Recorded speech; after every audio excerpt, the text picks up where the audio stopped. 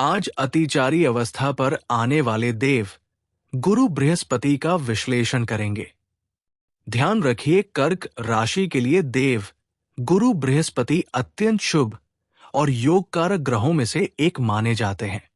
इन्हें प्राण का ग्रह भी कहा गया है क्योंकि ये जीवन में विस्तार, संरक्षण और शुभता प्रदान करते हैं। हमारे 9 ग्रहों में देव गुरु बृहस्पति ऐसे ग्रह हैं जो स्वभाव से ही शुभ फल देने वाले माने जाते हैं। इस समय कर्क राशि के 12वें भाव में देव गुरु बृहस्पति का गोचर चल रहा है। इतिहास में जब भी देव गुरु बृहस्पति अतिचारी अवस्था में आए हैं, तब संसार में बड़ी घटनाएं भी देखने को मिली है। प्रथम विश्व युद्ध, द्वितीय विश्व युद्ध और कोरोना जैसी महामारी के समय भी गुरु इसी प्रकार की अवस्था में रहे थे। परंतु जिन लोगों पर ईश्वर की कृपा रही, जिन पर देव गुरु बृहस्पति की कृपा रही, वे आज भी जीवन में सुरक्षित और आगे बढ़ते हुए दिखाई देते हैं। देव गुरु बृहस्पति भाग्य के कारक ग्रह माने जाते हैं और इसलिए अब भाग्य की गति भी तेज होने वाली है। सामान्य रूप से गुरु एक स्थान पर लगभग 13 महीने तक रहते हैं, लेकिन इस बार अपनी अतिचारी गति के कारण वे केवल लगभग 5 से 5.5 महीने में ही इस स्थान को छोड़ देंगे। इसका अर्थ यह है कि अब 1 जून तक जो समय शेष है, उसका प्रभाव पहले की तुलना में कहीं अधिक तेज और प्रभावशाली रूप से दिखाई देगा। अब सीधे परिणाम की बात करते हैं। देव गुरु बृहस्पति 12वें भाव में वक्री अवस्था से मार्गी हो रहे हैं। 12वां भाव विदेश, आध्यात्मिकता, व्यय और मोक्ष से जुड़ा हुआ माना जाता है। इसलिए यदि विदेश से जुड़े हुए कोई कार्य करने की योजना है, तो ये समय अनुकूल हो सकता है। यदि आप किसी निवेश की योजना बना रहे हैं, तो वो योजना भी अब गति पकड़ सकती है, क्योंकि 12वें भाव का संबंध दूरगामी योजनाओं और निवेश से भी माना जाता है। 12वां भाव मोक्ष त्रिकोण का स्थान भी है।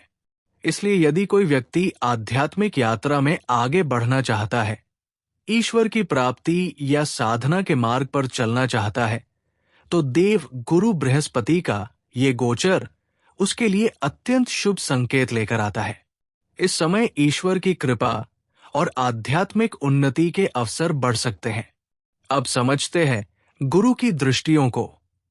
देव गुरु बृहस्पति जहां भी दृष्टि डालते हैं, वो स्थान अमृत के समान पवित्र और शुभ हो जाता है। गुरु की पहली दृष्टि चतुर्थ भाव पर पड़ रही है। चतुर्थ भाव सुख, घर, वाहन और निवास स्थान का भाव माना जाता है। इसलिए बहुत से लोगों के जीवन में घर बदलने की संभावना बन सकती है। जो लोग नया घर खरीदने का विचार कर रहे हैं, जमीन या संपत्ति लेने की योजना बना रहे हैं, उनके लिए भी ये समय अवसर प्रदान कर सकता है। यदि परिवार में किसी प्रकार की अशांति या तनाव चल रहा था, तो गुरु की कृपा से वहां शांति और संतुलन भी स्थापित हो सकता है। गुरु की दूसरी दृष्टि छठे भाव पर पड़ रही है। छठा भाव नौकरी, रोग, कर्ज और शत्रुओं का भाव माना जाता है। यदि कोई व्यक्ति अपनी नौकरी को लेकर परेशान है या स्थान परिवर्तन की इच्छा रखता है, तो 1 जून तक प्रयास करने से शुभ परिणाम मिल सकते हैं। जो कार्य आपने पहले छोड़ दिया था या जिस अवसर को आपने पहले खो दिया था, वही अवसर अब दोबारा आपके सामने आ सकता है। छठे भाव पर गुरु की दृष्टि होने से रोगों में राहत, कर्ज से मुक्ति और शत्रुओं पर विजय के योग भी बनते हैं। गुरु की तीसरी और सबसे महत्वपूर्ण दृष्टि अष्टम भाव पर पड़ रही है। अष्टम भाव जीवन की बाधाओं, चिंताओं, तनाव और गुप्त ज्ञान से जुड़ा हुआ माना जाता है। जब इस स्थान पर गुरु की कृपा दृष्टि पड़ती है, तो जीवन में चल रही कई चिंताएं धीरे धीरे समाप्त होने लगती है। जो लोग आध्यात्मिक ज्ञान, ज्योतिष, तंत्र, मंत्र या किसी भी गूढ़ विद्या को सीखना चाहते हैं, उनके लिए ये समय अत्यंत अनुकूल हो सकता है।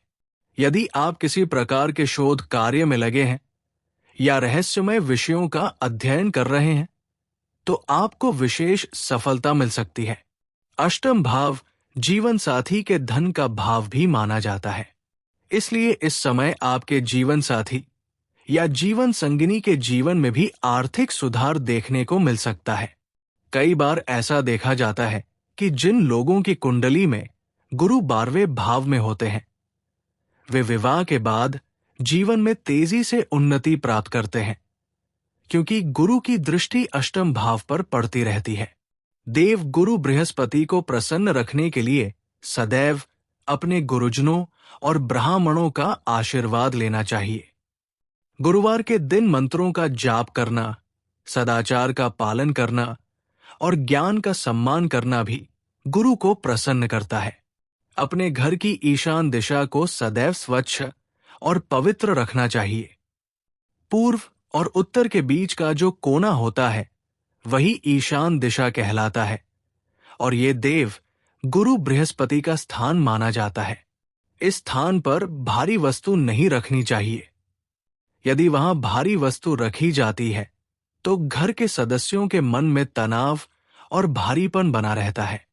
इसलिए उस स्थान को स्वच्छ, हल्का और पवित्र बनाए रखना चाहिए। यदि आप इन बातों का ध्यान रखते हैं तो देव गुरु बृहस्पति का ये गोचर आपके जीवन में शुभ परिणाम और भाग्य की नई दिशा लेकर आ सकता है। यदि आपको ये जानकारी उपयोगी लगी हो तो अपना आशीर्वाद और समर्थन अवश्य दीजिएगा और ईश्वर से प्रार्थना है कि आप सभी का जीवन मंगलमय बना रहे।